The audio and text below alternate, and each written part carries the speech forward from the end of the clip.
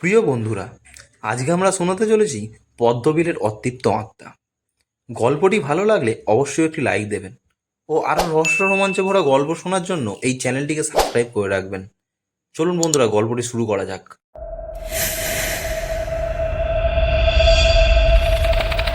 অতৃপ্ত আত্মা নিয়ে অনেক ভৌতিক গল্প প্রচলিত আছে। এর মধ্যে একটি উল্লেখযোগ্য গল্প হল পদ্মবিলের অতৃপ্ত আত্মা। শিলাদিত্য ছিলেন একজন ধনী জমিদার। তার বাড়ির পাশে ছিল একটি বিশাল পদ্মবিল। বিলটি ছিল গ্রামের মধ্যে অনেক রহস্যময়, কারণ কেউ বলতো সন্ধ্যার পর সেখানে কেউ গেলে আর ফিরে আসে না।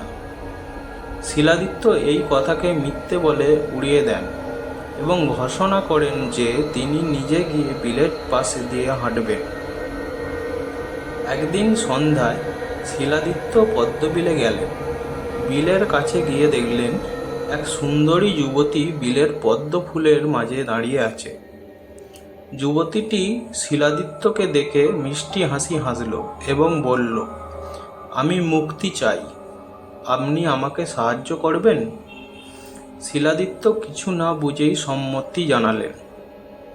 তারপর হঠাৎ তিনি বুঝতে পারলেন তার শরীর চলতে পারছে না, যে কেউ তাকে আটকে রেখেছে। যুবতীটি তখন তাকে বলল, "আমি এই বিলে বহু বছর ধরে আটকে আছি। আমার প্রেমিকের বিশ্বাসঘাতকতায় আমি নিজেকে এখানে ডুবিয়ে দিয়েছিলাম। আমার আত্মা এখনও মুক্তি পায়নি। আপনি আমার মুক্তির জন্য প্রার্থনা করুন।" শিলাদিত্য আতঙ্কিত হয়ে প্রার্থনা করতে লাগলেন।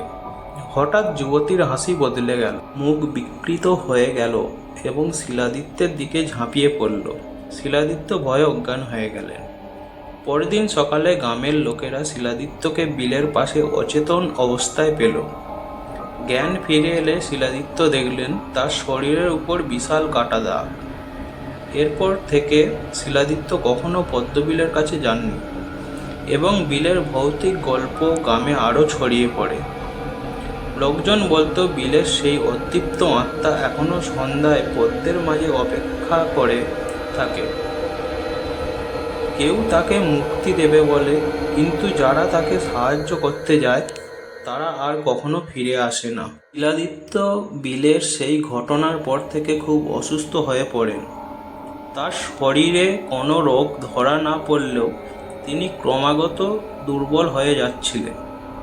জমিদার বাড়ির সবাই ভয় পেতে শুরু করে, কারণ শিলাদিত্য রাতে ঘুমের মধ্যে একই কথা বারবার বলতেন, "তোমাকে মুক্তি দিতে হবে, তোমাকে মুক্তি দিতে হবে।" এরপর শিলাদিত্যের স্ত্রী মাধবী তার স্বামীর অবস্থা দেখে খুবই উদ্বিগ্ন হয়ে পড়েন। তিনি গ্রামের এক বৃদ্ধ তান্ত্রিকের কাছে যান এবং শিলাদিত্যের সমস্ত ঘটনা খুলে বলেন। তান্ত্রিক শুনে জানান পদ্মবিলে সেই আত্মা খুবই প্রবল। তাকে মুক্তি দিতে হলে বিশেষ এক প্রার্থনা করতে হবে, কিন্তু প্রার্থনা করতে গিয়ে বিপদও হতে পারে। মাধবী যে কোনো মূল্যে তার স্বামীকে সুস্থ করতে চেয়েছিলেন, তাই তিনি তান্ত্রিকের কথা মেনে পদ্মবিলে যাওয়ার সিদ্ধান্ত নেন। তান্ত্রিক তাকে নির্দেশ দেন পূর্ণিমার রাতে বিলের পাশে গিয়ে বিশেষ মন্ত্র জপ করতে হবে এবং এক বাটি পূর্ণ দুধ ও পদ্মফুলের অর্ঘ্য দিতে হবে। এতে আত্মা সন্তুষ্ট হবে এবং মুক্তি পাবে। পূর্ব নির্ধারিত দিন মাধবী তান্ত্রিকের পরামর্শ মতো পূর্ণিমার রাতে বিলের পাশে গিয়ে দাঁড়ালেন। মন্ত্র জপ করতে শুরু করলেন। বিলের পদ্মফুলগুলো এক এক করে খুলতে লাগলো এবং হঠাৎ সেই সুন্দরী যুবতী আবার বিলের মাঝখানে দেখা দিল। মাধবী তাকে দেখে ভয় পেল, প্রার্থনা চালিয়ে যেতে থাকলেন।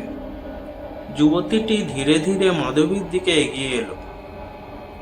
যুবতীটি মাধবীর সামনে এসে দাঁড়িয়ে বলল, "তোমার স্বামী আমাকে মুক্তি দেওয়ার কথা বলেছিলেন, কিন্তু তিনি পারেননি। তুমি কি পারবে?" মাধবী বলল, "আমি চেষ্টা করব। তুমি যদি সত্যি মুক্তি চাও তবে এই অর্ঘ্য গ্রহণ করো।" মাধবী তার কাছে দুধের বাটি ও পদ্মফুল তুলে দিল। যুবতীটি বাটিটি হাতে নিল এবং মন্ত্র জপ শুরু করল। কিছুক্ষণ পর যুবতীটি হঠাৎ করেই বিলের জলে মিলিয়ে গেল এবং পদ্মবিল আবার শান্ত হয়ে গেল। মাধবী ভয়ে অজ্ঞান হয়ে পড়েন। পরদিন সকালে গ্রামের লোকেরা তাকে পদ্মবিলের পাশ থেকে অচেতন অবস্থায় খুঁজে পায়। শিলাদিত্যের স্ত্রীকে বাড়িতে নিয়ে যাওয়া হয় এবং তিনি ধীরে ধীরে সুস্থ হয়ে ওঠেন। আশ্চর্যজনকভাবে শিলাদিত্যও সেই দিন থেকে সুস্থ হতে শুরু করেন। গ্রামে আর কখনো সেই সুন্দরী যুবতীকে দেখা যায়নি। লোকজন বলে মাধবীর প্রার্থনার মাধ্যমে যুবতীটি মুক্তি পেয়েছিল এবং পদ্মবিলের ভয়ঙ্কর ইতিহাসের অবসান ঘটেছিল। তবে গ্রামের কিছু প্রবীণ লোক এখনও বিশ্বাস করে পূর্ণিমার রাতে কেউ যদি পদ্মবিলের পাশে দাঁড়ায় তবে সে হয়তো এই মুক্তিপ্রাপ্ত আত্মার সিদ্ধ ছায়া দেখতে পাবে, যেন সে তাদেরকে তার মুক্তির কাহিনী শোনাতে চায়। গল্পটি ভালো লাগলে অবশ্যই একটি লাইক দেবেন ও একটি কমেন্ট করবেন। আরও রহস্য রোমাঞ্চ ভরা গল্প শোনার জন্য চ্যানেলটি সাবস্ক্রাইব করে রাখবেন। ধন্যবাদ বন্ধুরা।